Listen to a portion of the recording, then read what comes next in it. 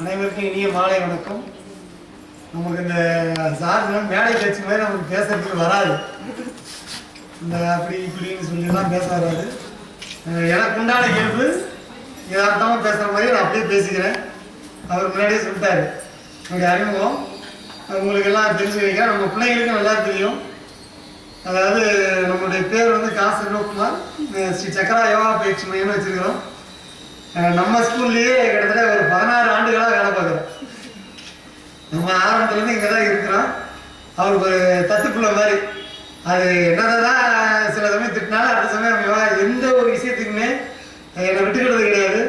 நான் ஆளே வரலைனாலும் எனக்குன்னு அந்த கிஃப்ட்டு ஏதாவது ஒன்று தூக்கி உள்ள வச்சுருவாரு. அதாவது தீபாவளி கொடுக்குறத சொல்ல ஒரு ஆசிரியர் தனத்துக்கோ இல்லை பெற்றோர் யாராவது வந்து என் பிள்ளைக்கு பிறந்த நாள் அப்படின்னு சொல்லி ஆசிரியர்கள்லாம் கொடுங்க அப்படின்னு சொல்லி ஏதாவது ஒரு இது கொடுக்குறாங்க. சின்ன ஒரு பாக்ஸோ சம்பளமோ இப்போ கூட ஏதோ ஒரு சாசிகள் தான் கொடுத்தாரு. அது மாதிரி எது கொடுத்தாலும் எடுத்து வச்சுருந்து கரெக்டாக ஃப்ரைடே வரும்பொழுது இருந்தாங்க சார் அவங்க இது கொடுத்தாங்க அப்படின்னு சொல்லி கொடுத்துருவாரு. அதாவது அவருக்கு மனசில் ஒரு இது இருந்துகிட்டே இருக்கு. நம்ம ஆள் வாரத்துக்கு ஒரு நாள் தான் வரேன். ஒரு நாள் வந்தாலும் ரெகுலர் ஸ்டாஃபுக்கு என்ன உண்டோ அதே மரியாதை எனக்கு உண்டு. ஒரு நாள் தான் வரேன் ஏன் வந்துட்டு போகிறான் அப்படிங்கிற மாதிரி கிடையாது. அதனால் அது ஒன்று. கை நீட்டி சம்பளம் வாங்குறதுனால சொல்கிறேன். 1ஆம் தேதி ஆனால் கரெக்டாக அது பாட்டு அக்கௌண்ட்டில் ஏறிடும். முன்னாடிலாம் கையில் கூப்பிட்டு கொடுத்துருவாரு. எங்கே இருந்தாலும் தலையை பிடிச்சி வந்து வாங்கிட்டு போயிடும். இதெல்லாம் அக்கௌண்ட்டில் ஏறிடுது. 1ஆம் தேதி என் மிஸ்ஸு ஃபோன் பண்ணதுனால நாங்கள் சேலத்தில் இருந்தோம். அங்கே உடம்பு சரியில்லைன்னு சொல்லி எங்கள் சொந்தக்காரங்களை பார்க்க போயிருந்தோம். பேலன்ஸ் எப்பயுமே ஒரு 300-500 தான் இருக்கும். சரி அவங்களுக்கு துணிமணி எடுத்து கொடுக்கலாம் அப்படின்னு சொல்லிட்டு அந்த 500 சொந்தெல்லாம் உள்ளே விட்டான். கடைசியில் பார்த்தா நீங்கள் சம்பளம் போட்டுட்டீங்க. ஐயோ அப்பா வரவாள சாமி. அவன் வந்து 1க்கு 2 சேலையாக எடுத்து கொடுத்துருவான்டான். நம்ம என்னைக்காவது ஒரு நாள் ஏன்னா பிறந்த தோசம் வச்சுக்க கூடாது அப்படிங்கிறதுக்காக தீபாவளிக்கு முன்னாடி எடுத்து கொடுத்து வழக்கம். எங்கள் அப்பா கூட பிறந்தவங்க இருக்காங்க. அதுக்காக பார்க்கறதுக்காக போயிருந்தோம். இது தலைப்பு பார்த்தீங்கன்னா சார் காலையில் தான் சொன்னார். ஆனால் முன்னாடியே குறிப்பெல்லாம் கொடுத்துட்டாரு. கொஞ்சம் வாட்ஸ்அப் கொஞ்சம் பார்க்கறது நீ பார்க்கவே இல்லை நான் அமுச்சு விட்டேன் அப்படின்னாங்க. யோகாவும் வாழ்வும் நெறியும் போட்டிருக்காரு. நம்ம இப்போ இவ்வளோ தூரம் நீங்கள் பஜன் பாடி ஒரு சில கோட்பாடுகளை எடுத்து நடத்துறதுக்கு காரணம் பார்த்தீங்கன்னா நம்ம அதாவது ஆத்மாவாக இருக்கிறவங்க நம்ம தூய ஆத்மாவாக மாறுறதுக்கான வழியை தான் இப்போ நீங்கள் தொடங்கிட்டு இருக்கீங்க. அதில் நிறையா மார்க்கங்கள் உண்டு. பக்தி மார்க்கம் உண்டு, ஞான மார்க்கம் உண்டு, கர்ம மார்க்கம் உண்டு, அதே போல் யோக மார்க்கம் உண்டு. ஈஸியாக நம்ம இறைவனை அடைவதற்கு ஒரே ஒரு வழின்னு பார்த்தீங்கன்னா யோக மார்க்கம் மட்டும்தான். மீதி மார்க்கத்தில் எல்லாமே சோதனைகள் உண்டு. நம்மளதுல சோதனைகளே கிடையாது. எல்லாம் நமக்குள்ளே இருக்கக்கூடியது நம்ம உணரணும், அவ்வளோதான். ஏன்னா கடவுள் என்ன பண்ணுறாரு அப்படின்னா வெளியில் இந்த மாதிரி இருக்கும் பொழுது நிறையா பேர் போய் அவரை ஏதாவது ஒன்று கேட்டு தொந்தரவு பண்ணிக்கிட்டே இருக்கிறாங்க அப்படிங்கிறதுக்காக இப்போ உங்களுக்கு இந்த கதைகள் சொல்லும் போதே சொல்லியிருப்பாங்க. அப்போ அவங்க என்ன பண்ணாங்கன்னா நம்ம எங்கே போய் ஒண்டிக்கிட்டால் நம்ம வந்து மனசு வந்து நம்ம தொந்தரவே பண்ண மாட்டான் அப்படிங்கிற மாதிரி யோசிச்சப்ப அவங்க என்ன பண்ணிடுறாங்க அப்படின்னா நீ எங்கே போய் ஒன்றாலும் மனசை வந்து தேடி நிமிச்சு வந்துடுவான். அவன் பார்க்காத ஒரே ஒரு இடம் அவனை மட்டும் தான் பார்க்க மாட்டான். நம்மளை தவிர மீது எல்லாத்தையும் பார்ப்போம். அதனால் அவன் அவனுக்குள்ளே போய் உட்காந்துக்க.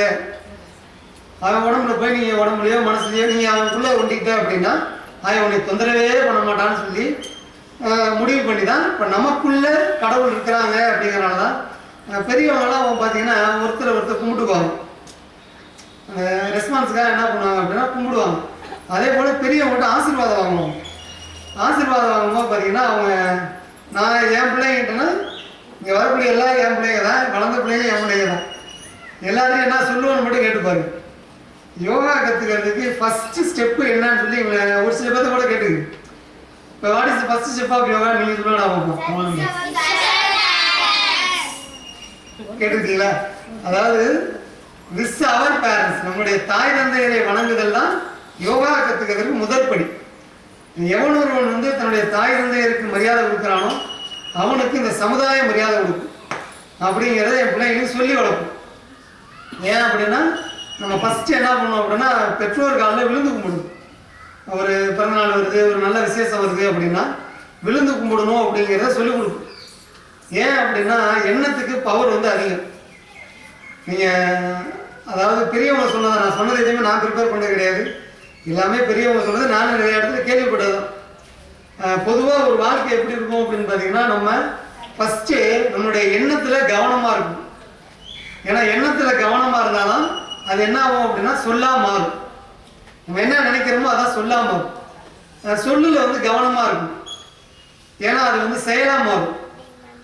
இந்த செயலையும் நம்ம அப்படியே கவனம் வச்சுக்கிட்டே இருந்தோம் அப்படின்னா அதுதான் வந்து பார்த்தீங்கன்னா நடைமுறையில் பழக்கத்துக்கு வரும். அந்த பழக்கமே என்ன ஆயிரும் அப்படின்னு பார்த்தீங்கன்னா ஒழுக்கமாக மாறும்.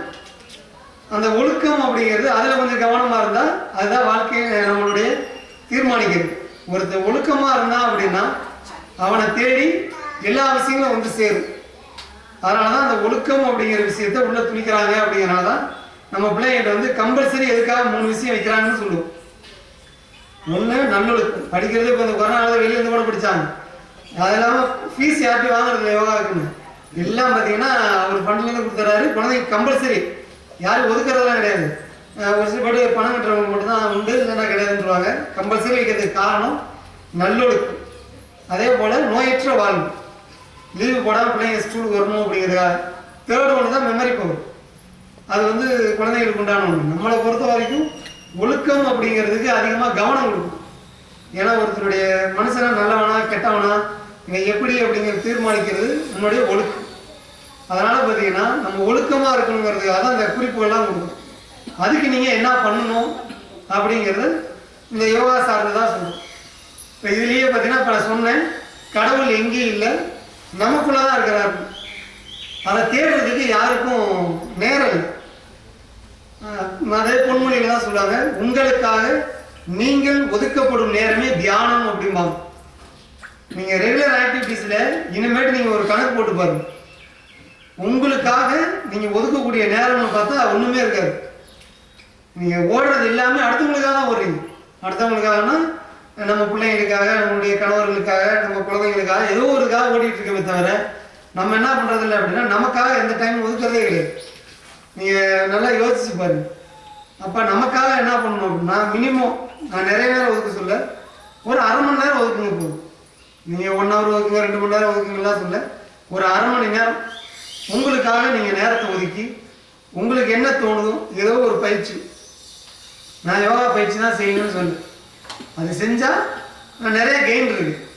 அப்படி சப்போஸ் ஆசிரியனுடைய வழிமுறைகள் இல்லை அப்படின்னா நம்ம பிள்ளைகிட்ட கற்றுக்கு. நாங்கள் என் பிள்ளைகளை எல்லாம் தெளிவாக தான் அனுப்பிச்சி விடுவோம். என்ன கற்றுக்கிறானோ அதை தாராளமாக உங்களுடைய பேரண்ட்டுக்கு சொல்லிக் கொடுக்கலாம், அக்கம் பக்கம் இருக்கவங்க சொல்லிக் கொடுக்கலாம். நான் யார்கிட்டையும் வந்து இந்த சங்கல்பம் அப்படிங்கிற ஒரு இது வந்து வாங்குறது. நிறையா கலைகள் வந்து முடங்கி போகிறதுக்கு காரணம் இந்த மாதிரி சங்கல்பங்கிற பேரில் யாரும் சொல்லித்தரக்கூடாது அப்படின்னு சொல்லி முடக்கிறதுனால தான் ஒரு கலை வந்து வளராமே போகுது. இந்த கலையை நாங்கள் என்ன சொல்லுவோம் அப்படின்னா, நீங்கள் கற்றுக்கிட்டீங்கன்னா தாராளமாக உங்கள் பேரண்ட்டை கூப்பிட்டு வச்சு, எப்போ உனக்கு என்ன இது பண்ணிக்குதா இந்த பயிற்சி, முட்டு வலிக்குதா இந்த பயிற்சி, என் பிள்ளைகளை என்ன உங்களுக்கு இது இருக்கோ ப்ராப்ளம் இருக்கோ அதை கேட்டிங்கன்னா அதுக்கு உண்டான வாசனாசாக அதுக்கு சொல்லுங்கள். அதையும் சொல்லிடுவோம். அவங்க ரொம்ப சிரமப்படுத்தாதீங்க, அவங்க உடம்பு பாவம் எப்படி அதுக்கு நான் மாதிரி சொல்லிக் கொடுங்க அப்படின்னு நம்ம சொல்லுவோம். எடுத்தோன்னே எல்லாத்தையும் போட்டு இந்த வளைக்கிறது நெளிக்கிறதுலாம் கிடையாது. உங்களுடைய உடம்புக்கு தகுந்தார் போல். ஏன்னா நம்ம மெயினாக வந்து பார்த்தீங்கன்னா உடம்பு தான் மெயின். உடம்புன்னு பார்த்தீங்கன்னா திருமந்திரத்தில் வதவதவதன்னு பாட்டு இருக்கும். உங்களுக்கு தெரிஞ்சது என்ன இருக்கும்? உடம்பார் அழியின் உயிரார் அழிவர், திறம்பட மெய்ஞானம் சேரவும் மாட்டார், உடம்பை வளர்க்கும் உபாயம் அறிந்தேன், உடம்பை வளர்த்தேன் உயிர் வளர்த்தேனே பாய். அந்த உபாயம் அப்படிங்கிறது சொல்யூஷன், தீர்வு. அப்போ வந்து இந்த உயிர் வந்து இன்னும் கொஞ்ச நாளைக்கு நம்மகிட்ட இருக்கணும் அப்படின்னா இந்த உடம்பை வந்து பேணி காத்துக்கணும். அதே போல தான் பார்த்தீங்கன்னா உடம்பை முன்னம் இழுக்கென்று இருந்தேன். உடம்பெல்லாம் ஒரு அவமானம் நினச்சிருந்தாங்க. உடம்புனுக்குள்ளே ஒரு பொருள் கண்டேன். கடவுள் எங்கே இருக்காருன்னா நமக்குள்ளே தான் இருக்காரு. உடம்பிலே உத்தமன் கோயில் கொண்டான் என்று உடம்பிலே யான் இருந்து ஓம்புகின்றேனே. அதுக்கப்புறமேட்டு தான் உடம்பை வந்து பேணி கேட்குறாரு. இந்த மாதிரி நிறையா இருக்கு. அதாவது பார்த்தீங்கன்னா அடித்த வதவதன்னு ஓடும். தன்னை அறிய தனக்கொரு கேடு இல்லை, தன்னை அறியாமல் தானே கெடுகின்றான், தன்னை அறியும் அறிவை அறிந்த பின் தன்னை அர்ச்சிக்க தான் இருந்தானே. எல்லாமே பிறகு நம்மளை தான் சொல்லுவாங்க. 3ஆம் இடத்துல யாருமே சொல்ல மாட்டாங்க. பட்டினத்தாரா தான் சொல்லிட்டு போயிட்டாரு. இதெல்லாம் திருமூலர் சொன்னது.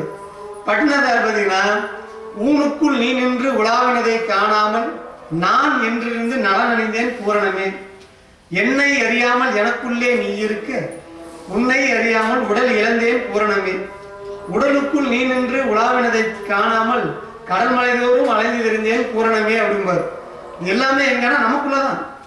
அதனால தான் நாங்கள் என்ன சொல்றோம்னா, ஃப்ரீயா இருக்கும் பொழுது உங்களுக்காக ஒரு 1/4 மணி நேரம் டைம் இருக்குது. ஆரம்பத்தில் பழகும் பொழுது ஒன்றும் இல்லை, இதுக்கு பேர் சின்முத்ரான்னு பேர். என்னுடைய ஆள்காட்டி விரலையும் கட்ட விரலையும் இப்படி தொட்டா போதும். நார்மலாக இதை வைக்கும் போது பார்த்தீங்கன்னா இப்படி தான் வைக்கும். இதை நீங்கள் என்ன பண்ணக்கூடாது அப்படின்னா, இந்த கையை போட்டு இப்படி அமுத்துறதோ இங்கே வச்சுக்கிறதோ நீங்கள் போட்டு இப்படி வச்சுட்டு உட்காரக்கூடாது. இது எதுக்காக சொல்கிறோம் அப்படின்னு பார்த்தீங்கன்னா, இது 2 விதமாக எடுத்துக்கும். பஞ்சபூதங்கள்னு சொல்லக்கூடிய இந்த 5 புலன்கள் வந்து நம்ம கையில் தான் இருக்கு. காய கஸ்த பந்த மனம் ஆதார அப்படிங்கிறது அவங்க சாஸ்திரேடு. நம்மளை பொறுத்த வரைக்கும் நீர், நிலம், ஆகாயம், காற்று, நெருப்பு. நம்ம உடம்புல எப்பயுமே நவமண்டலங்கள் இருக்கு. இதுல காற்று ஓட்ட மண்டலமும் வெப்ப ஓட்ட மண்டலமும் சீரா இருக்கணும் அப்படிங்கிறதுக்காக தான் என்ன பண்ணாங்கன்னா அந்த முத்ரா சுப்பாங்க. நீங்க நிறைய சித்தர்கள் இதுல இந்த போட்டோல இருந்துச்சுன்னா பாருங்க, எல்லாருமே இந்த கையை தொடுற மாதிரி தான் இருக்கும். நம்ம உடம்புல காற்று ஓட்ட மண்டலம், வெப்ப ஓட்ட மண்டலம் இது 2 சீரா இருக்கணும் அப்படி வச்சுக்க அப்படின்னு சொல்லி கொடுக்கறது தான். அப்பெல்லாம் இளைமறை காய்மறையாக தான் சொல்லுவாங்க, நேரடியாக சொல்ல மாட்டாங்க. அதே போல ஆன்மீக ரீதியாக பார்த்தீங்கன்னா இது ஜீவாத்மா, இது பரமாத்மா.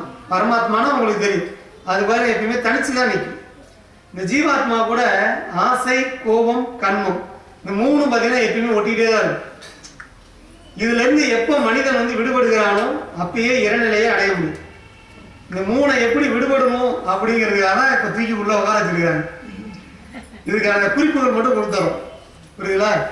இதுல உங்களை தடுக்கக்கூடியது அப்படின்னு பார்த்தீங்கன்னா நிறையா காரணங்கள் இருந்தாலும் உங்களை பொறுத்த வரைக்கும் அடிப்படை இதுதான், முடிவு இதுதான். என்ன காரணம் நினைக்கிறீங்க? உங்க ஒரு விஷயத்தை வந்து ஆசை, கோபம், கண்மம் இதெல்லாம் வந்து தாண்டி வந்துடலாம். மதம், ஆச்சரியம் இதெல்லாம் வந்து விடியாந்துடலாம். ஒன்னே ஒன்று மட்டும் தான் உங்களுடைய வெற்றிக்கு எல்லாத்தையுமே தடை போடுற ஒரே ஒன்று என்ன சொல்லுவாங்க, நண்டு சிண்டுல இருந்து பெரியவங்க வரைக்குமே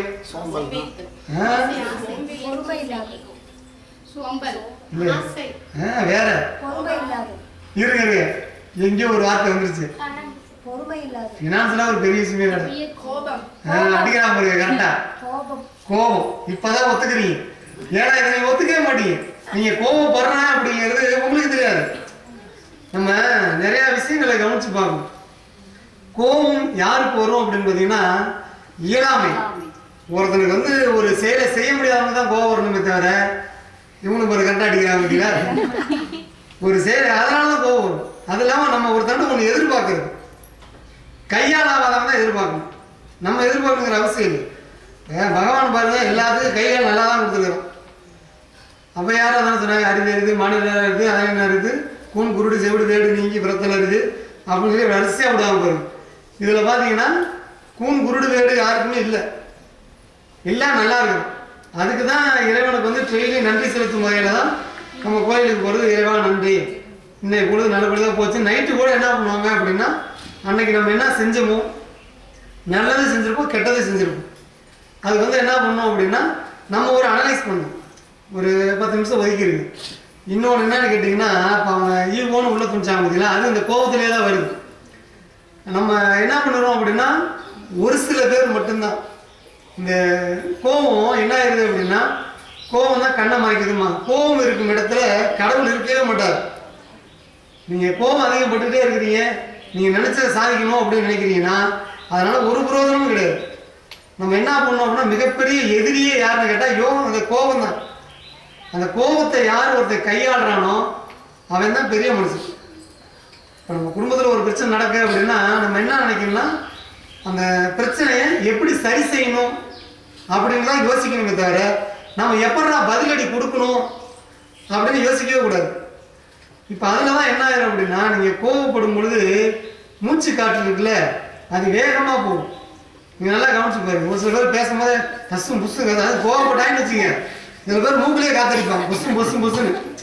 இது என்ன ஆகும் அப்படின்னா, சராசரி ஒரு மனிதன், சிதம்பர ரகசியம் தான், ஒரு மனிதன் சராசரி பார்த்தீங்கன்னா ஒரு நாளைக்கு 21,600 முறை சுவாசிக்கும். புரியுதுங்களா? ஒரு நிமிஷத்துக்கு 15 தடவை சுவாசிச்சாவே போதுமானது. ஆனால் நம்ம எவ்வளோ தடவை சுவாசிக்கிறோன்னு பாருங்க. இதில் நம்ம ஒவ்வொரு ஆக்டிவிட்டிஸும் பொறுத்து பார்த்தீங்கன்னா எனர்ஜி வந்து லாஸ் ஆகிட்டே இருக்கும். அது வந்து ஒரு பொக்கிஷம் மாதிரி. அந்த காற்று அப்படிங்கிறது ஒரு பொக்கிஷம் மாதிரி. நம்ம கையில் ஒரு 100 ரூபாயை கொடுத்து செலவு பண்ணிக்க அப்படிங்கிறான்னு வச்சுங்க, நம்ம நினச்சா அதில் இருந்து 10 ரூபாய் எடுத்தால் 10 நாளில் தீர்ந்து போயிடும். 1 ரூபாய் எடுத்தால் 100 நாளில் தீர்ந்து போயிடும். இதே 10 காசா எடுத்தீங்கன்னா அது ஒரு 6 நாளைக்கு வரும். ஒரு பைசா எடுத்தீங்கன்னா அந்த மாதிரி நாட்கள் வந்து கிடத்தணும். கம்மியாக பயன்படுத்தணும் அப்படிங்கிறதுக்காக தான் நம்ம என்ன பண்ணாங்கன்னா மூச்சு காற்றை கவனி. ஏன்னா இப்போ ஒரு மனிதன் உயிரோடு இருக்கிறானா இல்லையாங்கிறத தீர்மானிக்கிறது மூச்சு காற்று தான். அதனால் காற்றை கவனிக்க பழகும். அது எப்போ நீங்கள் கவனிக்கலாம் அப்படின்னா ஃப்ரீயாக இருக்கும்போது. இப்போ நீங்கள் பதட்டமாக இருக்கும்போதெல்லாம் கவனிக்க முடியாது. இதெல்லாம் சின்ன குறிப்பு மாதிரி தான். நீங்கள் தியானம் பண்ணுங்கன்னா இப்போ நம்ம உடம்பு இருக்குல்ல, நீங்கள் இன்னும் அவர் ட்ரை பண்ணி பாருங்க. அங்கிட்டு போய் சொல்கிறதெல்லாம் இப்பயும் சொல்லிடுறேன், எதுவுமே வந்து ஆவாத போகாதெல்லாம் இருக்காது. அவர் சொன்னது தான் நாங்கள் ஃபாலோ பண்ணுறதா உங்களுக்கு யதார்த்தமாக இருக்கிறத சொல்கிறோம். நீங்கள் நல்லா கவனித்து பாருங்கள். உங்கள் வாயை பேசாமல் இரு அப்படின்னு பாருங்கள். வாயை முடிக்கல என்ன பண்ணுவோம், கொஞ்சம் நேரம் பேசாமல் இருக்கலாம். அதே போல் கொஞ்ச நேரம் பார்க்காம இருந்தீங்கன்னா கண்ணை முடிக்கலாம், கொஞ்ச நேரம் பார்க்காம இருக்கலாம். ஆனால் உங்களுடைய மனசு இருக்குல்ல, இதை நினைக்காதேன்னு சொல்லி பாருங்க. நீங்கள் எவ்வளோ பெரிய டேலண்டட் பர்சனாக இருந்துருக்கு புரியுங்களா? நீங்கள் எவ்வளோ பெரிய திறமைசாலி. நம்ம என்ன நினைக்கிறோம்னா, நம்ம என்ன நினைக்கிறோமோ அது என்ன ஆயிடும். நீங்கள் கண்ணை மட்டும் தான் மூடிருக்கலாம், கையை மட்டும் தான் வச்சுருக்கலாம், ஆடு மட்டும் உட்காந்துருக்கலாம். ஆனால் மனம் என்ன பண்ணும் அப்படின்னா அது பாட்டு ஓடிக்கிட்டே இருக்கும். அதை தான் என்ன சொல்கிறோம், ஏன்னா பித்தன் அப்படின்றாங்க. நம்ம எல்லாத்தையும் மெண்டலுங்கிறோம். உண்மையிலுமே நம்மளே யாருடைய புத்தி சுவாதனம் இல்லாதவங்க தான் நம்மளே. புத்தி சுவாதனம் உள்ளவன் புத்தி நம்ம சொல்கிறத கேட்கும். ஆனால் நம்ம யாருமே கேட்க போகிறது இல்லை. இப்போ நீங்கள் ஒரு செகண்டுக்குள்ளே பார்த்துருக்கீங்களா? இப்போ நீங்கள் ஒன்றும் இல்லை, இந்த பூஜை நடத்துகிறாங்களே, சரி போகலாம், அவங்க போனோன்னே ஏதோ ஒன்று என்ன இதுக்காக சொல்ல நம்ம ஒரு ஏதோ ஒன்று வாங்கிக்கொள்ளலாம்னு நினைப்போம். ஆனால் அதுக்கப்புறம் என்ன இருக்குமா, இப்போ நீங்கள் அங்கே போனோன்னே எண்ணம் அப்படியே மாறுங்கிறதுக்காக சொல்லுவோம். இப்போ நம்ம ஒன்றும் இல்லை, இப்போ அந்த கோயிலுக்கு போகிறோம்ப்பா, நம்ம ஒரு 1000-500 செஞ்சிடணும், கோயிலுக்கு எதாவது செய்யணும்னு நினச்சிட்டு போவோம். அந்த இடத்துல போனால் எல்லாரும் பார்த்தீங்கன்னா 10 ரூபாய் 5 ரூபாய்க்கு எழுத பார்த்தீங்கன்னா இவனுக்கு என்ன தெரியுமா, இது அப்பா அப்படி இருக்கா 100 ரூபாய் இவரு பந்தாவை போட்டுருவேன். இதில் யார் ஹெட் ஆஃப் தி டிபார்ட்மெண்ட் பார்த்தீங்கன்னா கர்ணன். கர்ணனை மாதிரி ஒரு கொடையாளி யாருமே கிடையாது. அவன் சாப்பிட்டு இருக்கும்போது கூட யாராவது போய் கேட்டாலும் இடது கையில் கூட அள்ளி கொடுத்துருவாங்க. அதுக்கு கூட சத்தம் போட்டாங்க. ஏன்னா தானம் வந்து வலது கையில் தான் கொடுக்கணும், ஏன் இடது கையில் கொடுக்குற அப்படின்னு சொல்லல கூட கர்ணன் அப்படியே சொல்லுவா. அப்படியே அதாவது நான் சாப்பிட்டு கை கழுவுறதுக்குள்ள என் மனசு மாறிடலாம். இப்போ நான் அவனுக்கு என்ன, ஒருத்தர் வந்து வருமேன்னு வந்து கேட்குறான், அவனுக்கு 1000 பொண்ணு கொடுறான் அப்படின்னு நினைக்கும் போதே அள்ளி கொடுத்துட்டா போச்சு. இங்கே போய் கை கழுவிட்டு வர்றதுக்குள்ள இந்த 2 பேருக்கு கொடுக்கலாம், இவனுக்கு ஒரு ஆளை பார்த்து மாறிக்கு டக்குன்னு ஒரு 100 பொண்ணு 200 பொண்ணு குறையலாம். அதனால் நமக்கு எண்ணம் வந்து முக்கியம். அதனால் மனசை நம்ம என்ன பண்ண முடியாது அப்படின்னு நம்ம கண்ட்ரோலில் வச்சுக்கவே முடியாது. அதை யார் அடக்குறானோ, அதாவது அடக்குறானோ நம்ம கண்ட்ரோலில் வச்சுக்கிறாங்க ராஜா. காசு பணம் மற்றது இருக்கிறதெல்லாம் அதெல்லாம் ஒரு பெரிய விஷயமே கிடையாது. இதுக்கு நீங்கள் சின்ன சின்ன ட்ரிக்கு தான், ஒன்றும் பெரிய விஷயமே கிடையாது. எதன் மீதும் வந்து ஒரு பற்றற்று இருக்கணும். பற்றற்று இருக்கிறதுனா இது என்ன சொல்றது, பற்றுனா என்ன, விருப்பம் இல்லாமல் இருக்கணும். புரியுங்களா? நம்ம என்ன நினச்சிக்கிறோம், இது ஏன் பிள்ளை, இது ஏன் பையன், இது ஏன் பொருள், இது ஏன் டேபிள் அப்படின்னு எல்லாத்துக்குமே பற்று வைக்கிறதுனால தான் நமக்கு என்ன ஆயிடுது அப்படின்னா நிறையா வாழ்க்கை வந்து நம்ம ஜாலியாக வாழ முடியாமல் போயிடுது. புரியுதுங்களா? அதையும் ஒரு தண்டை கேட்டிருக்காங்க, ஏன்னா நீலாம் வந்து காசை சேர்த்து வைக்க மாட்டேங்கிற அப்படின்னு கேட்குறாங்க. அப்போ என்ன சொன்னாங்கன்னா, நாளைக்கு என்னால் சம்பாதிக்க முடியாது அப்படின்னு ஒரு நம்பிக்கை இல்லாதனால சேர்த்து வைக்கணும். நாளைக்கு என்னால் சம்பாதிக்க முடியும்னு நினைக்கிறவன் இவ்வளோதான் சேர்த்து வைக்கணுங்கிற அவசியமே கிடையாது, என்னால் சம்பாதிக்க முடியும் அப்படிங்கிற மாதிரி ஒரு இது போய் யதார்த்தமாக இருந்திருக்கும். அந்த மாதிரி லைஃப்பை கொண்டு போகணும். இன்னொன்று, நீங்கள் எவ்வளோ காசு பண்ணணுமா சேர்த்து வச்சதை நாளைக்கே நாளானிக்கே இறந்து போகிற மாதிரி உங்களுக்கு ஒரு இது தோணுதுன்னு வச்சுங்க. அப்போ நீங்கள் சேர்த்து வச்சுருந்த நவா காசு பண்ணால் எல்லாத்தையும் தூக்கி உங்கள் சோப்புலையோ இல்லை வேறு ஏதாவது ஒன்று எங்கேயாவது ஒளி வச்சு பாருங்க. நீங்கள் கொண்டு போயிட்டீங்கன்னா நீங்கள் தான் பெரியார். இப்போ நேற்று முந்தானதான் எந்த படம் கூட போட்டுருந்தாங்க, என்னடா படம், சிங்சாங் ஏதோ ஒன்று போட்டிருந்தாங்க, இந்த பேய் படம். அதுலேயும் அதே போல தான் சதீஷ் நடிச்சிருப்பாங்க, காஞ்சுரிங்கில் இது வேறு ஏதோ ஒரு பேர் இருந்துச்சு, விஜய் டிவியில் போட்டுருந்தான்னு நினைக்கிறேன். அதில் அப்படி தான் பார்த்தீங்கன்னா நம்ம அந்த லோகத்துக்கு போகும்போது எல்லாத்தையும் எடுத்துகிட்டு போயெல்லாம் நினைப்பாங்க, ஆனால் கொண்டு போக முடியாது. அது மாதிரி நீங்கள் எதை வச்சுருந்தாலும் அந்த சோப்பில் அப்படியே தான் கிடக்கும். நீங்கள் சுடுகாட்டு வரைக்கும் வர்றதுக்கு வாய்ப்பு இல்லை. நாங்களாம் சுடுகாட்டுக்கு போகிறதுனால சொல்லுவோம். அங்கே என்ன பண்ணுவாங்க அப்படின்னா எல்லாத்தையும் உருவிட்டு விட்டுருவாங்க. அண்ணாக்க இருந்தால் கூட வெளியே இருந்தாவான்னு பார்ப்பாங்க, சோப்பில் கை விட்டு பார்ப்பாங்க, மோதட்டு வெட்டியாக வந்து கூப்பிட்டு காட்டுவாங்க. எப்போ அந்த கையை பார்த்துக்க, அந்த காலை பார்த்துக்க, இடுப்பு பார்த்துக்க, ஒன்றும் இல்லை அப்படி அந்த இந்த காசை கூட பிடிக்கிட்டு விட்டுருவாங்க. இந்த 1 ரூபா காசு தானே போயிட்டு போகுதுன்னு கூட விட மாட்டாங்க. அந்த 1 ரூபா காசு பிடிக்கிட்டு விட்டுருவான். அப்படிங்கும்போது நீங்கள் இவ்வளோ தூரம் நீங்கள் சேர்த்துத்தால் என்ன பண்ண முடியும்? எவ்வளோ நாளைக்கு அவங்க உங்களை நினச்சிட்டு இருப்பான்னு நினைக்கிறீங்க? நல்லா யோசிச்சு பாருங்களேன். ஒரு 2 நாளைக்கு 3 ஊரில் அழுவாங்க. 3ஆம் நாள் பார்த்தீங்கன்னா அப்படியே மெல்ல நடக்க ஆரம்பிச்சிடுவாங்க. 1 வாரத்தில் பார்த்தீங்கன்னா அவங்க வேலையை பார்க்க ஆரம்பிச்சிடுவாங்க. 1 மாதம் கழிச்சு பாருங்க அவங்க நினைப்பே இருக்காது. அப்புறமேட்டு பார்த்தீங்கன்னா புக்கு கும்பிடணும்டா, ஆமாம் ஆமாம் எப்படி. அதுக்கப்புறம் பார்த்தீங்கன்னா ஒரு இந்த தீபாவளி வரும்போது, பொங்கல் வரும்போது 1 வருஷம் 2 வருஷம் அதை விட்டுட்டா மானிய பிச்சை அம்மாசிக்கு தான் திரும்பி பார்ப்பேன். ஏன்னா மறந்தவனுக்கு மானிய பிச்சை அம்மாசின்னு வச்சுக்கிறாங்க. ஆனால் அப்போ தான் திதி கொடுக்கறதே யோசிப்போம். இதில் நீங்கள் எதை நீங்கள் சாதிச்சு பிடிங்க சொல்லுவோம். இதெல்லாம் வந்து அவங்க உணர்றதே கிடையாது. என்னமோ நம்ம எல்லாத்தையும் எடுத்துகிட்டு போயிடுவோம், நம்ம பெரிய இது அப்படின்னு நினச்சிக்கிறோம். இன்னும் ஒரு சில விஷயம் உங்ககிட்ட என்னென்னு கேட்டிங்கன்னா, நம்ம என்ன நினச்சிக்கிறோம் அப்படின்னா, இப்போ ஒருத்தவங்க இருக்காங்கன்னு வச்சுங்க, நம்ம வந்து ஏதோ குரலை வசதி பேசினாவோ இல்லை பதிலுக்கு நம்ம பேசினாதான் நம்ம பெரிய ஆள் அப்படின்னு நம்ம நினச்சிக்கிறோம். நல்லா தெரிஞ்சுக்கங்க, நல்ல அறிவு உள்ளவனும் அன்பு உள்ளவனும் பார்த்தீங்கன்னா இவனுக்கு 2 பேர்த்துக்கு மட்டும்தான் விட்டு கொடுக்கும் மனப்பான்மை இருக்கும்.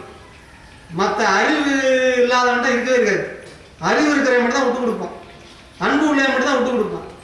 ஏன் விட்டு கொடுக்குறான் அப்படின்னு பார்த்தீங்கன்னா, உங்ககிட்ட இருக்கக்கூடிய அந்த நட்பை வந்து நம்ம என்ன பண்ணிடக்கூடாது, விட்டுறக்கூடாது. உங்கள் மேலே உள்ள அந்த பற்றும் காரணமாக தான் விட்டு கொடுக்குறான். இல்லைன்னா போடாமல் உங்களை தூக்கிறதுக்கு ரொம்ப நாள் ஆகாது. ஆனால் நீங்கள் அதை இலக்காரமாக எடுத்துக்கூடாது. ஒரு பலசாலி அவன் என்ன பண்ணா, இப்போ நம்ம உதாரணத்துக்கு சொல்கிறது பார்த்தீங்கன்னா யானை இருக்குல்ல, யானை என்ன பண்ணுமா, தெருவில் நல்லா குளிச்சுட்டு நல்லா ஜம்முன்னு குளிச்சுட்டு அது பாட்டையை போட்டு நல்லா ஜம்முன்னு நடந்து வருதுன்னு வச்சுங்களேன். இப்போ அந்த இடத்துல ஒரு பன்றி ஒன்று ஓடியாது, அது சேத்துலேயே சாக்கடையிலே ஏதோ ஒன்று உருண்டு கொண்டு செலவு கொண்டு அது சேத்தோடு ஒடியாதுன்னு வச்சுங்க. இப்போ ஒடியாதுன்னொடனே அந்த யானை என்ன நினைக்கும், ஓ அது சேரு சேகரியமாக வருது, நம்ம என்ன பண்ணோம் ஒதுங்கிக்கணும் அப்படின்னு நினச்சி அது ஒதுங்குது. ஆனால் அந்த பன்றி என்ன நினச்சிக்கிட்டு மமதை நம்மளை பார்த்து அவ்வளோ பெரிய யானை பாரு ஒதுங்கிக்குது பார்த்துலையா, அப்போ நம்ம தான் கத்து. இதை புரிஞ்சுக்குங்க. இதில் என்ன தெரியுது, நம்ம என்ன நினச்சிக்க அதனால் உள்ள ரீசன் தெரியுதா, பன்றி மேலே தான் நம்ம சகதி போட்டுருவோம், இது என்ன அதனால ஒதுக்குதே தவிர பயம் கிடையாது. அது நினச்சா துண்டிகளை ஒரே சொல்லிட்டு அடிக்கிறது ஒரு பெரிய விஷயமே கிடையாது. ஆனால் அது என்ன நினைக்குது, ஒதுங்கி போயிடுது. அப்போ அது என்ன அது நீட்டாக போயிடுது. இதுக்கு ஒரு சந்தோஷம், ஆஹா நம்மளை கண்டு பயந்து போயிடுச்சு, நம்மளால ஒரு சந்தோஷமாக இருக்காங்க அப்படின்னு நினச்சி அப்படி பெருந்தன்மையாக பேருந்துமே தவிர நம்ம என்ன பண்ணக்கூடாது, அவங்களோட மல்லு கட்டக்கூடாது. இந்த சின்ன சின்ன விஷயத்தெல்லாம் நீங்கள் மல்லு கட்டி தான் நிறையா விஷயத்த வந்து இழந்துடுறீங்க. அந்த சீன துறவிகிட்ட பேச்சு எடுக்கும்போது கேட்டாங்க, அந்த துறவி பேர் ஏதோ இருக்கும், ஆனால் அவங்க சரியாக ஞாபகம் இருக்கு, அதில் வாயிலும் மழையாக இருக்குது. அதாவது அவங்ககிட்ட போய் பேட்டி எடுக்கல கேட்டாங்க, இப்போ நீங்கள் இந்த வேடிக்கையான நிகழ்வு மற்ற நிகழ்வுகள்லாம் இருக்குல்ல, அதில் நீங்கள் வந்து உங்களுக்கு பிடிச்ச விஷயத்த சொல்லுங்க அப்படிம்பாங்க. இப்போ நான் வேடிக்கையான நிகழ்வு அப்படின்னு பார்த்தீங்கன்னா, இந்த மனிதனுடைய வாழ்க்கையை பார்த்தீங்கன்னா எனக்கு ஒரு வேடிக்கையாக தெரியும் அப்படிம்பாங்க. ஏன் அவனும் மனுஷன்தான், அதனால் கேட்பாங்க, என்ன நீங்கள் மனுஷனான வாழ்க்கை ஒரு வேடிக்கையான வாழ்க்கைங்கிறீங்க, இதை போய் நீங்கள் எப்படி சொல்கிறீங்க அப்படின்னு கேட்கல. அதுக்கு அவர் வேலை கொடுக்குறாரு. அதாவது மனிதன், அதாவது நீங்கள் தான் வச்சுங்களேன், நான் உட்பட ஆரம்பத்தில் என்ன பண்ணுறாங்க அப்படின்னா, பணம் சம்பாதிப்பதற்காக தன்னுடைய ஆரோக்கியத்தை தியாகம் செய்கிறான். அவன் ஆரோக்கியத்தில் என்ன பண்ணுறதுன்னா கவனம் கொடுக்கறது இல்லை, பணம் சம்பாதிக்கிறதுலேயே அவன் டார்கெட்டு. அதனால் பார்த்தீங்கன்னா அலைஞ்சு தெரிஞ்சு பார்த்தீங்கன்னா காசு பணம் பூரா சம்பாதிச்சார். அந்த பணம் சம்பாதிச்சதுக்கு அப்புறம் திரும்ப என்ன பண்ணுறான், இழந்த ஆரோக்கியத்தை பெறுவதற்காக அந்த பணத்தை செலவிடுகிறான். இப்போ நம்ம குறிப்பிட்ட வயசுக்கு அப்புறம் என்ன பண்ணுறோம், எல்லாம் கொண்டு போய் ஆஸ்பத்திரியில் போட்டுறோம், நல்லா இருக்கணும். இப்போ நீங்கள் என்ன நினச்சாலும் சரி, நிறைய பேர் அந்த என்ன சொல்கிறாங்க மைண்ட் செட்லேயே வச்சுருக்குறாங்க, பயமுறுத்தியே வச்சுருக்குறாங்க. அந்த சுகர் பிரஷருக்கெலாம் மாத்திரை வாங்கி சாப்பிட்றீங்களே, அது என்ன ஆகுது அப்படின்னு பார்த்தீங்கன்னா, நிறைய பேருக்கு பார்த்தீங்கன்னா இதெல்லாம் மெடிக்கல் ஃபீல்டில் உள்ளது. அவங்க என்ன பண்ணிடுறாங்க அப்படின்னா, இப்போ நீங்கள் ஒரு காய்ச்சல் தலைவலி வயிற்று வலின்னு போகிறீங்கன்னு வச்சுங்க ஹாஸ்பிட்டலுக்கு, அங்கே போகும்போது என்ன ஆகிடும் அப்படின்னு பார்த்தீங்கன்னா, நீங்கள் மாத்திரை கொடுக்குறாங்க அப்படின்னா 2-1 நாள் சரியாது. அது உங்களுக்கு தெரிஞ்சான இயல்பு தான். இதே சக்கரை வியாதின்னு போகிறீங்கன்னு வச்சுங்க, வருஷ கணக்கில் திங்கிறீங்க, 4 வருஷம் 5 வருஷம் அது இவ்வளோ மாத்திரை 2 மாத்திரை 3 மாத்திரை கிடையாது, அவன் அள்ளி கொடுக்குறான். ஜிஹெச்சில் வந்து பாருங்கள் சனிக்கிழமை அட்டையை வச்சு நிற்கிறாங்க. ஒவ்வொருத்தங்களும் பார்த்தீங்கன்னா எவ்வளோ மாத்திரை, இன்னும் முட்டாய் எழுதி திங்கிற மாதிரி எவ்வளோ மாத்திரை திங்கிறாங்க. யாருக்காவது ஒரு ஆளுக்கு டயபிட்டிஸ் சரியாக இருக்குன்னு சொல்லி சொல்லுவாங்கப்பா, யாருக்குமே சரியாகாது. அவங்க பிளானிங்கே அதான். அதாவது மாத்திரையை முழுங்கி உங்களுக்கு சரியாயிடுச்சு அப்படின்னா அவனுக்கு வருமானம் போச்சு. நீங்கள் மாத்திரையை முழுங்கி டக்குனு சீட்டை கழிச்சிட்டாலும் வருமானம் போச்சு. அவங்கள பொறுத்த வரைக்கும் நீங்கள் இருக்கிற வரைக்கும் சம்பாதிச்சு கொண்டு என்கிட்ட கொடுக்கணும், இதுதான் அவங்க டார்கெட்டு. அதெல்லாம் நீங்கள் புரிஞ்சுக்க மாட்டேங்கிறீங்க. இப்போ கொரோனான்னு வந்துச்சு, வெளியில் வந்தால் அடித்தானுங்க. 1.5 வருஷம் 2 வருஷம் வச்சுங்க, அதில் 1 வருஷம் நல்லா கடுப்படியாக இருந்துச்சு. அந்த 1 வருஷம் மாத்திரை முழுகாத பூரா செத்து போயிட்டானா? நல்லா யோசிச்சு பாருங்க. ஏன் அதை யோசிக்க மாட்டேங்கிறீங்கன்னு கேட்குறேன். அந்த பிறந்தானுங்களா இல்லையா, அந்த பட்டியல் வந்து ஆட்டு படத்தை இந்த மாதிரி ஏன்ட்டு உடனே ஓடி போய் எல்லாம் மெடிக்கல் நிற்கிறாங்க. அந்த மாத்திரை திங்கிறதுனால தெரிஞ்சு வச்சுங்க, நிறைய லேடிஸ் இருக்கிறதுனால சொல்கிறோம், மாத்திரை அதிகம் சாப்பிட்டீங்க அப்படின்னா மஞ்சக்காமலை வரும், உங்களுடைய பேக் போன் பாதிக்கும், மாதவிடாய் கோளாறு கம்பல்சரி வரும், ஜாயிண்ட் பெயின் வரும், கண் பார்வை மங்கும். இது உங்களுக்கு தெரிஞ்ச யாராவது மெடிக்கல் வச்சுருந்தாலும் கேட்டு பார்த்துங்க. ஆனால் இதை நீங்கள் போய் ஒரு மருத்துவத்தை கேட்டிங்கன்னா, அம்மா உங்களுக்கு டயபிட்டிஸ் இருக்கா, ஜாயிண்ட் பெயின் இருக்குமே, ஆமாம் ஆமாம், கண் ஒரு இதாக இருக்குமே அப்படி அவங்களே என்ன பண்ணிடுறாங்க, கிரியேட் பண்ணிடுறாங்க. இது எல்லாமே பார்த்தீங்கன்னா உங்களுக்கு வரக்கூடிய ப்ராப்ளம். அதனால் மாத்திரை வந்து நிறையா முழுங்காங்க. இம்யூனிட்டி பவர் வந்து எல்லாத்துக்குமே உண்டு, யாருக்கு இல்லாமலாம் கிடையாது. இம்யூனிட்டி பவர் வந்து எல்லாத்துக்கும் உண்டு. அந்த இம்யூனிட்டி பவரை வந்து நம்ம இன்க்ரீஸ் பண்ணுறதுக்கு என்ன பண்ணணும் அப்படின்னு பார்த்தீங்கன்னா, ஃபஸ்ட்டு உணவு முறையை மாற்றணும், புரியுங்களா? அடுத்து பார்த்தீங்கன்னா ஒரு ரெகுலர் ஆக்டிவிட்டீஸை மாற்றணும். இதில் நீங்கள் வாயத்தோன்னு சொல்ல மாட்டீங்க, நாங்களே சொல்லிடுறோம். ஒரு மனிதன் யார் ஆரோக்கியமாக இருக்கிறான்னு முடிவு பண்ணணும்னு நினச்சிங்கன்னா, படுக்கும் பொழுது மனசில் எந்த ஒரு சிக்கல் இல்லாமல் படுக்கணும்.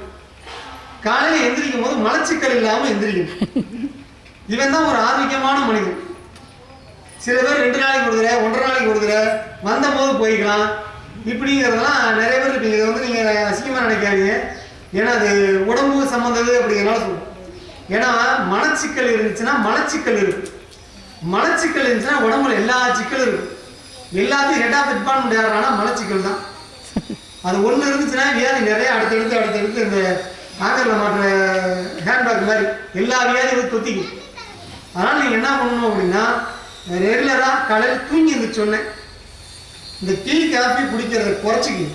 நிப்பாட்டிங்கன்னு சொல்ல அப்புறம் அங்கே பொண்ணு திட்ட ஆரம்பிச்சிருக்கீங்க, குறைச்சிக்கிங்க.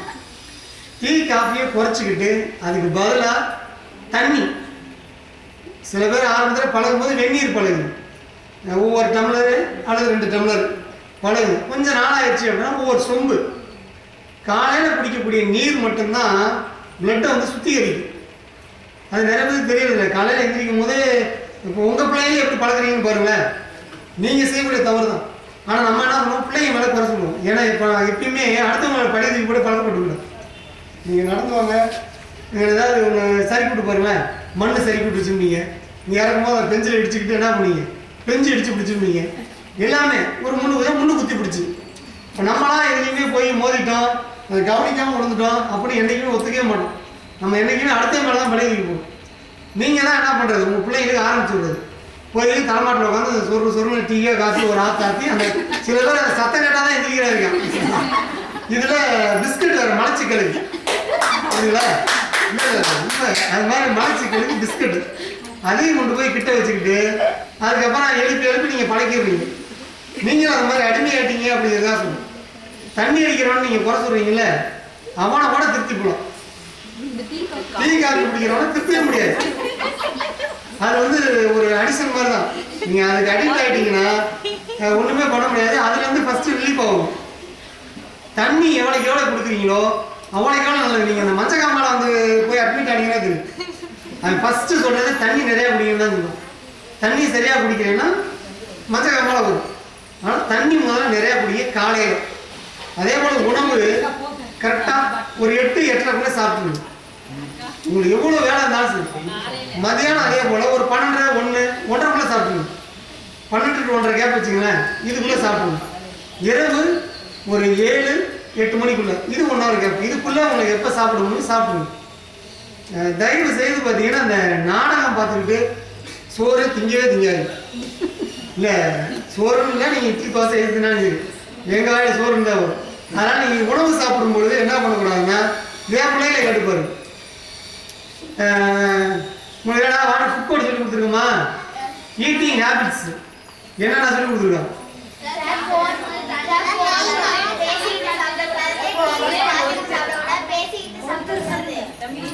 இல்லை இல்லை இல்லை, என் பிள்ளைங்க எல்லாத்தையும் சொல்லுங்க. மெயின் பார்த்தீங்கன்னா டிவி பார்த்துட்டு சாப்பிடவே கூடாது, பேசிக்கிட்டு சாப்பிடக்கூடாது. பெரியவங்க சொல்லுவாங்க சாப்பிடும்போது பேசாத அப்படின்பாங்க. அதுக்கு நிறைய காரணம் இருக்குது, வெளிப்படையாக சொல்ல மாட்டாங்க. இப்போ நீங்கள் ஒரு டிவி பார்க்குறீங்கன்னு வச்சுங்க, நீங்கள் எல்லாம் தெரிஞ்சுக்கணுங்கிறதா சொல்லுவோம். ஒரு டிவி பார்க்குறீங்க, இப்போ டிவி பார்க்கும்பொழுது இப்போ ஒன்றும் இல்லை, நான் பேசுகிறேன்னு வச்சுங்க. அப்போ நீங்கள் என்ன பண்ணீங்க, ஒரு நகைச்சுவையான ஒரு நிகழ்ச்சி வரும்போது நீங்கள் யதார்த்தமாக சிரிக்கிறீங்க. அதே போல் நீங்கள் உங்களுக்கு ஒரு ஃபைட் சீன் வருதுன்னு வச்சுங்க. சில பேர் பார்த்தீங்கன்னா இப்போனே சண்டை போகிற மாதிரி என்ன பண்ண உடம்பு பார்த்தீங்கன்னா நானும் அப்படியே ஆடு இறங்கி உள்ளே போய் ஃபைட்டு போகிற மாதிரி ஒரு இது இருக்குது. இப்போ நீங்கள் அந்த உணர்வுகள் இருக்குது பார்த்தீங்களா, நீங்கள் என்ன நிகழ்வு பார்க்குறீங்களோ அதுக்குண்டான ஆர்கான்ஸ் தான் அந்த இடத்துல சொல்லும். ஒரு ஃபைட்டு சீனு அப்படின்னா அதுக்கு தகுந்த மாதிரி ஆர்கான்ஸ், ஒரு நகைச்சுவை நிகழ்வுனா நான் அதுக்கு தகுந்த மாதிரி. இந்த மாதிரி ஒவ்வொன்றா உணர்வு. அப்போ நம்ம சாப்பிடும்பொழுது என்ன பண்ணணும் அப்படின்னா உணவு பார்த்து சாப்பிடணும். இப்போ நீங்கள் உணவு பார்த்து சாப்பிட்டீங்க அப்படின்னா நம்ம என்ன ஆகும்னா அந்த உணவு வந்து செரிமானம் ஆகிறது கரெக்டாக இருக்கும். ஆனால் நம்ம என்ன பண்ணுறது இல்லை, உணவு பார்த்து சாப்பிடவே இல்லை. நீங்கள் டிவியை பார்த்துக்கிட்டோ இல்லை செல்லை பார்த்துக்கிட்டோ திங்கிற உங்களுக்கு கணக்கு தெரியாது. நீங்கள் பார்த்து என்ன பண்ணுறீங்கன்னா, ஏன்னா இதில் என்ன பண்ணிட்டாங்க அப்படின்னா நடமாடு செப்டிட்டாங்க மாதிரி முடிவு பண்ணிட்டான். இதுதான் உங்களுக்கு ஆவாத போகிற எல்லா குப்பையை பூரா அதில் கொட்டுறதுக்கு தான். எனக்கு மத்திய பிரதேசம் இல்லை, இதுக்காக காட்டுறேன். இது நான் ஒன்றே வழியில் அதை சொல்லும் போது மட்டும் எக்கிக்கிறேன்னு நினச்சிக்கிறீங்க. என் வயதிலே தான் ஃபுல்லாக சாப்பிடுவோம் இல்லைங்களா. அதனால் அதுக்கு தகுந்த பயிற்சி பண்ணிக்கணும். நீங்கள் என்ன பண்ணுறீங்கன்னா டிவி பார்த்துக்கிட்டே பேசிக்கிட்டு சாப்பிடும்போது என்ன ஆகும் அப்படின்னா அந்த உணர்வுகள் வந்து மாறும். அப்போ உணவு வந்து சரியாக செரிமானம் ஆகாது. சில பேர் அந்த நைட்டில் சாப்பிட்டுட்டு இதே தான் அடுத்த மாதிரி பழைய போடுவோம். என்ன பண்ணுவோம், ஃபுட் பாய்சன் ஆகிடுச்சுமா. அதே சாப்பாடு தான் எல்லாரும் சாப்பிட்ருப்பான், ஆனால் அவனுக்கு மட்டும் எப்படி பாய்சன் ஆச்சு அதை வந்து நம்ம உணர்றதே கிடையாது. அதனால் நம்ம என்ன பண்ணுறோம், எந்த ஒரு செயலை செஞ்சாலும் நம்ம கவனம் அதில் இருக்கும். ஒரு முழு ஈடுபாட்டோடு செஞ்சோம்னு வச்சுங்க, அது எல்லாமே நமக்கு சக்ஸஸ்ஃபுல்லாக அமையும். ஆனால் நம்ம என்ன பண்ணுறது இல்லை அப்படின்னா அந்த ஈடுபாடு இருக்கிறது, ஏதோ செய்கிறான் அவ்வளோதான். ஒரு எந்த வேலை செஞ்சாலும் அதில் திருப்தி இருக்கு. ஒரு சமைக்கிறீங்க அப்படின்னா உங்களை மாதிரி சமைக்கிறதுக்கு யாருமே ஆள் இருக்கக்கூடாது. உங்கள் சாப்பாட்டுக்கு அவங்க அடிமை அப்படிங்கிற மாதிரி சமைக்கணும். உங்கள் சாப்பாட்டை கண்டோன்னே ஒரு தெரிச்சு ஓடுற மாதிரி வச்சுக்கூடாது. இப்போ இல்லை இல்லை, நான் பொய்யதா சொல்ல, எங்கள் வீட்டுக்காரமா வந்தாலும் கேட்டுங்க, தெரிச்சு ஓடுனான்னு கேட்டாங்க.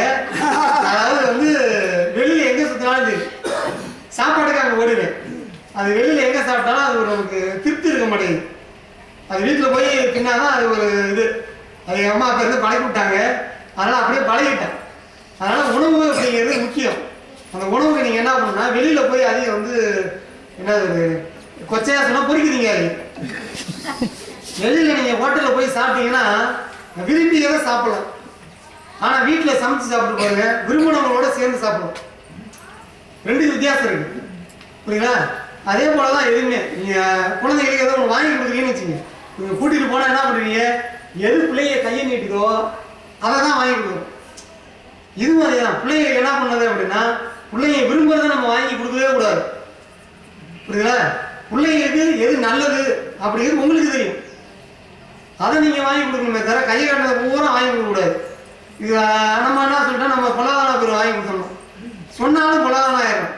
நீங்கள் என்ன பண்ணிடுறீங்க அப்படின்னா குழந்தைங்கிட்ட இதை சாப்பிடு சாப்பிடு. இந்த டிவியில் ஒரு விளம்பரம் படம் எடுத்தாங்கல்ல, ஸ்னேகா நடிச்சாங்க, என்ன படம் இல்லை, அந்த படத்தில் பாருங்க இந்த மாதிரி ஃபுட் ஐட்டத்தை எப்படி குழந்தைங்க மனசுக்குள்ள துணிக்கிறாங்கிறத விளம்பரத்தில் தான் கொண்டு வரும்.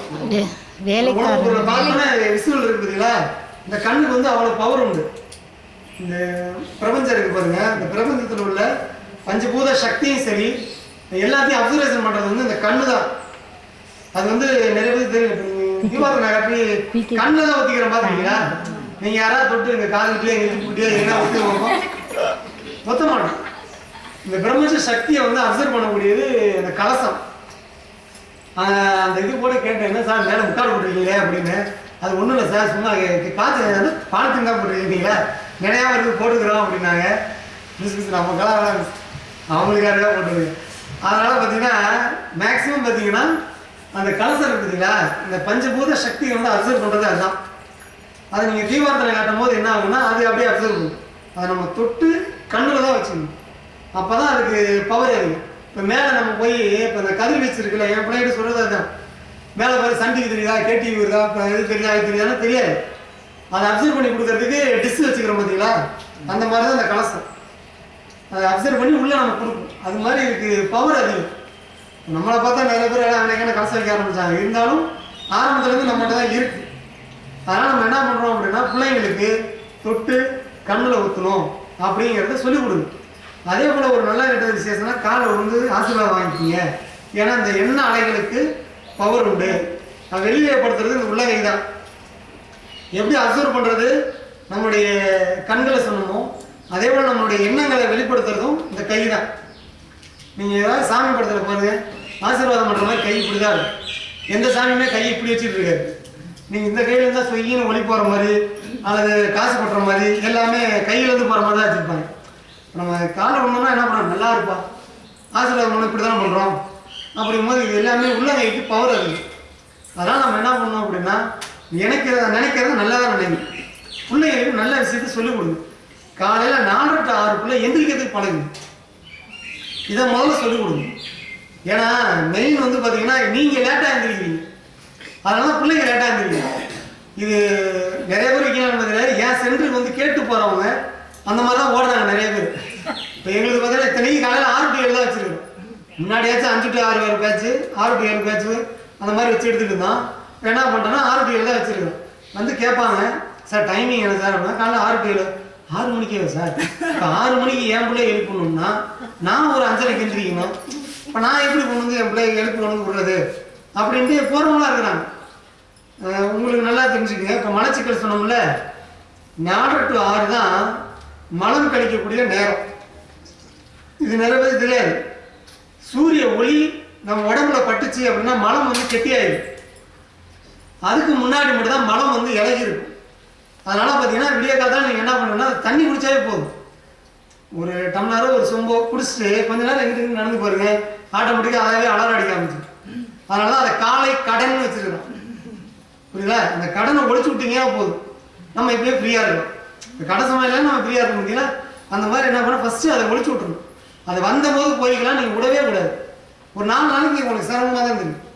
நீங்கள் என்ன பண்ணால் தண்ணியை குடிச்சிட்டு கொஞ்ச நேரம் நடந்து கொடுத்துட்டு வருதோ வள்ளியோ கழிவறையில் போய் உட்காந்துக்குங்க.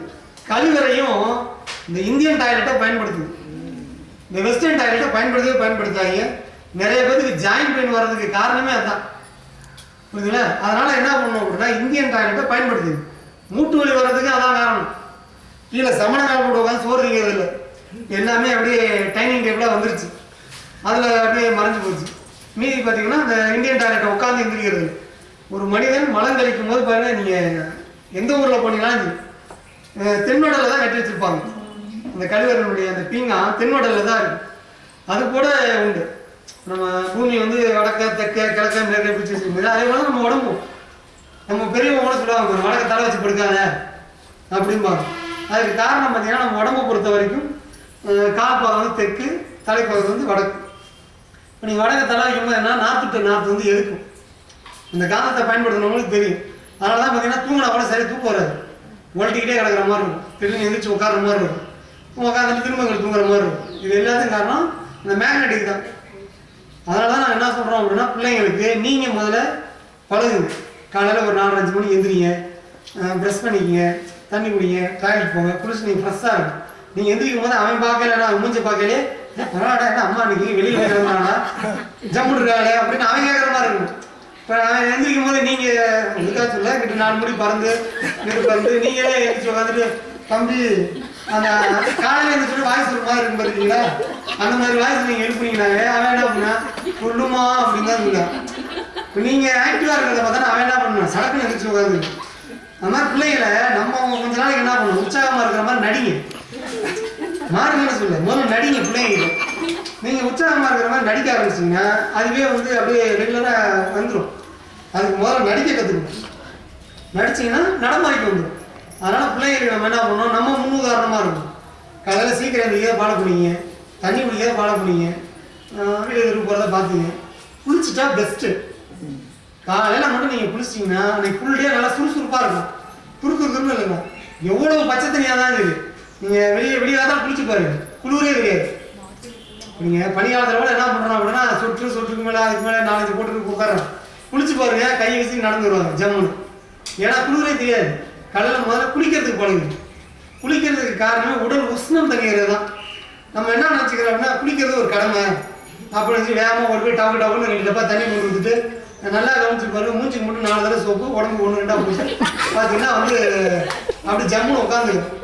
உண்மையிலுமே குளிக்க போனீங்கன்னா ஒரு மினிமம் ஒரு 10 நிமிஷம் 1/4 மணி நேரமாச்சும் ஒதுக்குது. உடல் சூடு தண்ணி. இப்போ நீங்கள் இந்த ஆற்றுல இதெல்லாம் குளிக்கிறாங்க பார்த்தீங்களா, அது கான்செப்டே அதான். படித்தறையில் பாருங்க, ஒவ்வொரு படியாக தான் இறங்கும். அப்போ என்ன ஆகுன்னா ஜூடு கொஞ்சமாக மேலே வரும். நம்ம எடுத்தோன்னே என்ன பண்ணுவோம்னா தலையில் தண்ணி ஊற்றிடவே கூடாது. மூளை, காலுக்கு, இடுப்புக்கு, ஷோல்டருக்கு இப்படி ஊற்றி பாருங்கள். அந்த அனல் வெளியில் போகிறது நல்லா தெரியும். இதுலேயும் போய் அந்த ஆற்றுல வாய்க்கால போய் நின்று பாருங்கள், அந்த கண் எரிச்சலோட அனல் நல்லா தாவறது நல்லா தெரியும். ஹீட் அப்படி தான் தனி, அப்படி தனிச்சாதான் உண்டு. நீங்கள் போனோன்னே தண்ணியை நமக்குன்னு தலையில் ஊற்றுனீங்கன்னா ஹார்ட் அட்டாக் மாரடைப்பு போகிறதுக்கு வாய்ப்பு இருக்குது. இந்த ஜூடை நம்ம உள்ளே இருக்கக்கூடாது, வெளியில் தான் இருக்குது. அதனால் முதல்ல அதை பார்த்துங்க.